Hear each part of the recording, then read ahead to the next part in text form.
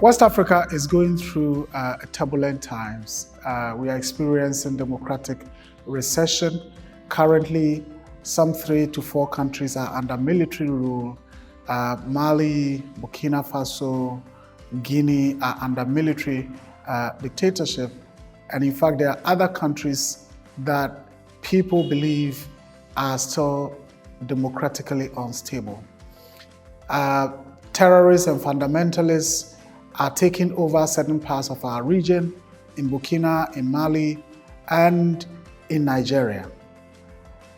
The situation requires a lot of efforts on the part of everyone to help consolidate our democracy, to consolidate peace, and to ensure the progress of our societies. Those that are democratically stable in our region have their own threats. We are going through economic turbulence.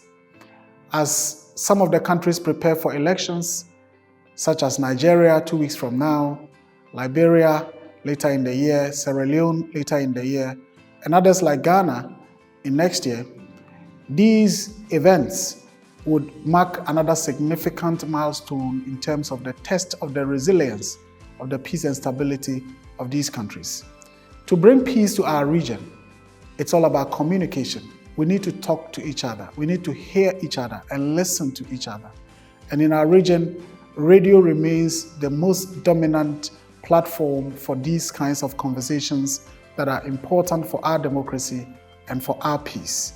And that is why this year's World Radio Day's theme, which is Radio and Peace, is so critical for our region. Because if we resort to peaceful dialogue, peaceful communication, listening to each other, understanding each other, we would be able to deal with some of the crises that we are faced with in our region today. So on the occasion of World Radio Day 2023, I urge our journalists, media practitioners, program hosts, to do the best that they can, to be professional, to be ethical, and to be guided in what they allow people to use their platforms for and why they themselves use their platforms for. So that at the end of the day, radio will be used for good and not for bad. Radio will be used for peace and not for war.